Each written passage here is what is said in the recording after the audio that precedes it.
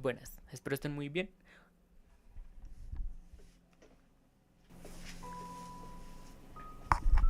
Buenas, el día de hoy vamos a ver el caso de O.J. Simpson. Muchos habrán escuchado de él, otros quizás no tanto y otros no habrán escuchado nada del caso. Tal vez han escuchado que ha sido uno de los casos con el juicio más mediático de la historia, más conocido, más famoso, y es muy misterioso, muy misterioso este caso. Así que antes de ir con el caso les recuerdo, si les gusta el contenido, claro, seguirme en mis redes sociales, Instagram, TikTok o también el canal secundario y Twitch, que también hago streams, ¿ok? También hago streams. Así que nada, ahora sí los dejo con el caso de O.J. Simpson.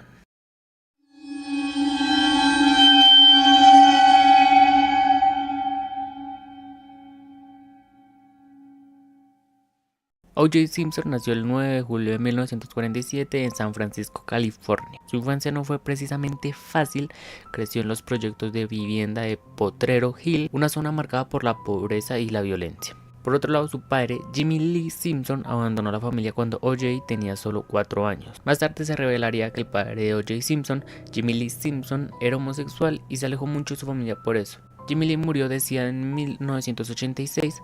Por otro lado, su madre, Eunice Simpson, trabaja como encargada del hospital y fue quien sostuvo el hogar. De niño, O.J. tenía una salud bastante frágil, sufría de raquitismo y necesitaba aparatos ortopédicos en las piernas. Sin embargo, con los años desarrolló una habilidad atlética extraordinaria. En la preparatoria Galileo High School comenzó a destacar como corredor de fútbol americano. Todos conocemos obviamente el fútbol americano, tal vez acá en Colombia no sea tan famoso, ya que no es un deporte que constantemente juguemos, pero en Estados Unidos sí. En Estados Unidos el fútbol americano es el deporte rey. Después de un breve paso por City College of San Francisco, obtuvo una beca para jugar con los Trojans de la Universidad del Sur de California.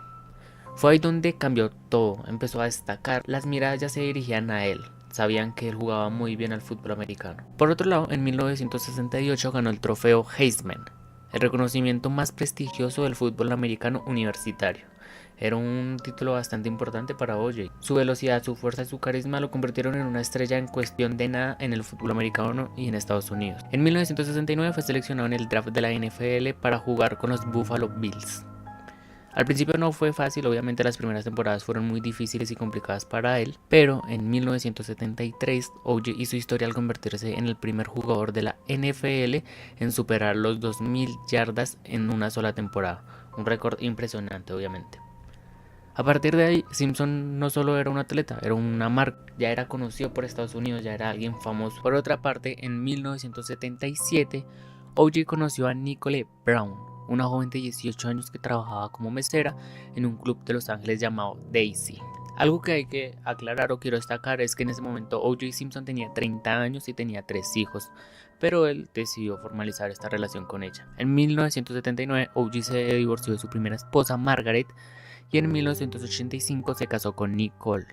Juntos tuvieron 2 hijos, Sidney y Justin Simpson. A los ojos del público eran la pareja perfecta, ricos, millonarios, famosos, pero dentro de casa era algo muy distinto. Nicole empezó a sufrir de abuso intrafamiliar. En 1989 la policía fue llamada a su casa por un incidente de violencia doméstica. O.J. fue arrestado y las fotos de Nicole con el rostro golpeado se convirtieron en una advertencia que nadie tomó en serio. Aunque fue declarado culpable de abuso conyugal, solo recibió un año de libertad condicional, una multa de $700 y terapia obligatoria. En 1999, Nicole se divorcia de O.J. Simpson, destacando que había abuso intrafamiliar, habían celos extremos, era algo muy feo, una relación muy tóxica.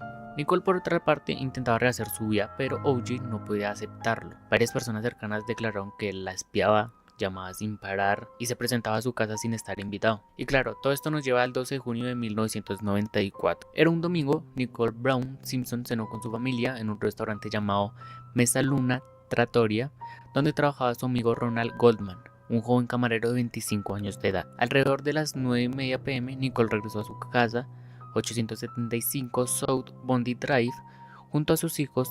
O.J., mientras tanto, estaba en su mansión de Rockingham, a unos 10 minutos de distancia más o menos. A las 10:15 de la noche Nicole y Goldman fueron vistos con vida por última vez. A las 12:10 un vecino escuchó a un perro ladrando de forma constante y bueno, empezaron a salir bastantes vecinos que ellos tenían y uno de ellos empezó a ver manchas de sangre en la acera. Cuando los oficiales llegaron encontraron una escena espantosa. Nicole Brown estaba boca abajo con múltiples heridas de arma blanca. Ronald estaba a algunos metros de Nicole, pero también estaba apuñalado. Nicole también fue encontrada con la garganta cortada. La policía en este punto, como primer sospechoso, vio a O.J. Simpson. En la escena se hallaron un guante de cuero ensangrentado, huellas de sangre que conducían fuera de la propiedad y rastros de ADN que más tarde coincidirían con O.J. Simpson. Esa madrugada, mientras los oficiales estaban haciendo su investigación, otros oficiales se dirigieron a la casa de O.J. Simpson para comunicarle el asesinato de Nicole. Cuando tocaron la puerta, O.J. Simpson no estaba. Encontraron el carro de él, era un Ford blanco, y encontraron manchas de sangre en su carro. A las 4:30 de la mañana, en la casa de O.J. Simpson, en la parte de atrás, específicamente, un oficial encuentra un guante de cuero. Era muy similar al que ya habían encontrado en la escena del crimen. El 17 de junio de 1994, O.J. Simpson debía entregarse voluntariamente a la policía de Los Ángeles para enfrentar los cargos de asesinato. Esta mañana, su abogado Robert Shapiro había acordado que O.J. se presentaría en la estación de policía a las 11 de la mañana. Pero cuando llegó la hora, O.J. Simpson simplemente había desaparecido. No se sabía absolutamente nada de él. Su ausencia era bastante rara. Había pánico entre el público, entre sus familiares, y la policía lo declaró fugitivo. En este punto entra la televisión y empezaron a transmitir todo lo que ocurría en este caso. A las 6 de la tarde, un exjugador de fútbol y compañero de O.J. Simpson llama a la policía diciéndoles que O.J. Simpson se encuentra en la parte de atrás del auto de él, un Ford blanco también. En este punto él declara que O.J. Simpson lo está amenazando con suicidarse. La llamada desató una de las escenas más icónicas, por así decirlo, del siglo XX. Fue la persecución televisada de O.J. Simpson. Más de 95 millones de personas en Estados Unidos estaban viendo esto. En algunos canales interrumpía la NBA, empezaban a interrumpir cualquier cosa con tal de solo transmitir la persecución de O.J. Simpson.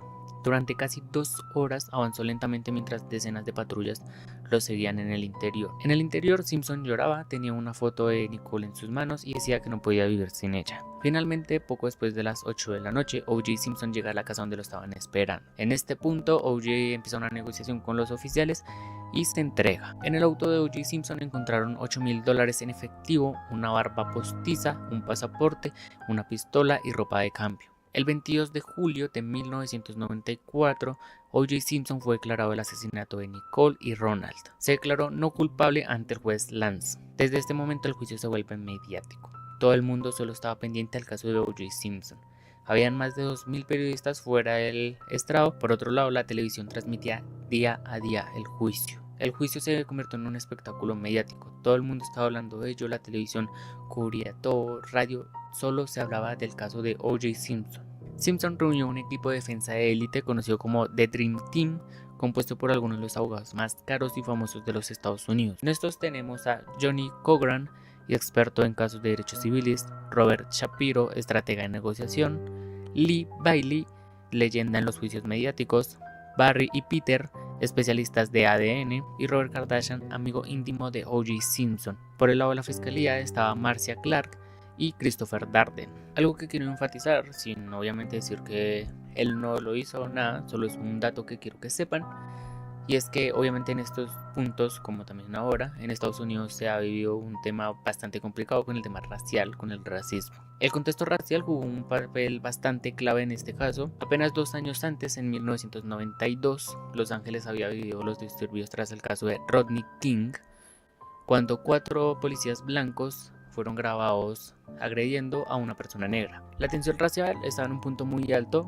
y la defensa de O.J. sabía de esto y utilizó esta división como parte de su estrategia. Por el lado de la fiscalía tenían un caso bastante sólido, o eso aparentaba. Había sangre de O.J. Simpson en la escena, también había sangre de las víctimas en el carro de O.J. Simpson, también tenían el guante de cuero que fue encontrado detrás de su casa, zapatos cuyas huellas también coincidían bastante con las que se encontraron en el crimen. El ADN indicaba que la probabilidad de que la sangre no fuera de O.J. Simpson era de 1 en 170 millones. Pero la defensa cuestionó cada punto. Afirmaron que la policía había contaminado la evidencia, que las muestras de sangre fueron mal manejadas y que el detective Mark, quien descubrió el guante, era un racista con un largo historial de comentarios discriminatorios. La defensa usó las propias palabras de Furman, de cintas antiguas donde insultaba a afroamericanos. Este golpe de parte de la defensa fue un punto crítico para la fiscalía y esto también cambió la perspectiva de la audiencia. El punto más recordado del caso del juicio de O.J. Simpson fue el 15 de junio de 1995. La fiscalía pidió que Simpson se pusiera los guantes de cuero ensangrentados encontrados en la escena. En televisión nacional, O.J. intentó colocárselos, pero parecían pequeños, rígidos y parecían que no encajaban con sus manos. Y fue cuando Johnny Corman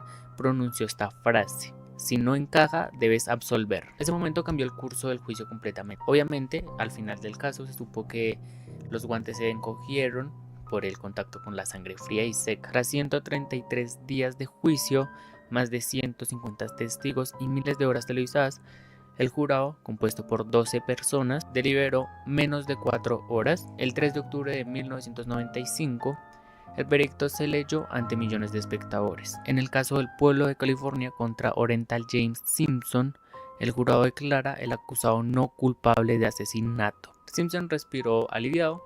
Por otro lado, Marcia Clark y Christopher Darden quedaron inmóviles. El público se dividió en dos, la nación se dividió en dos, entre los que querían que lo declararan culpable y los que no. En 1996, las familias de Nicole Brown y Ronald Goldman presentaron una demanda civil contra Simpson. El estándar de la prueba era diferente, un lugar de más allá de toda duda razonable. El 4 de febrero de 1997, el jurado declaró a Simpson responsable de las muertes de Nicole y Ronald y lo condenó a pagar $33.5 millones. Simpson perdió gran parte de su fortuna, de propiedades y también de su reputación. Durante la siguiente década, O.J. Simpson vivió en Florida tratando de escapar de los embargos y los problemas económicos que tenía. En 2006, O.J. Simpson publicó un libro titulado If Did It. En español esto significa si lo hubiera hecho, donde escribiría de forma hipotética cómo habría hecho los asesinatos. El libro fue cancelado y por parte de la familia de Ronald Goldman publicaron un libro llamado It Did It. En español, lo hice. En 2007, O.J. Simpson viajó por Las Vegas con varios cómplices para recuperar recuerdos deportivos que según él le habían sido robados. El grupo interrumpió una habitación en un hotel armado amenazando a los vendedores. Simpson fue arrestado y acusado de robo a mano armada, secuestro y conspiración. El 3 de octubre de 2008, 13 años después de su absolución, un jurado lo declaró culpable de todos sus cargos. Fue condenado a 33 años de prisión con posible libertad condicional a los 9 años. En 2007, tras cumplir 9 años en prisión, fue liberado. Vivió sus últimos años en Nevada, jugando al golf, haciendo publicaciones esporádicas en redes sociales. El 10 de abril de 2024, O.J. Simpson murió a los 76 años de edad. Murió de cáncer en la próstata.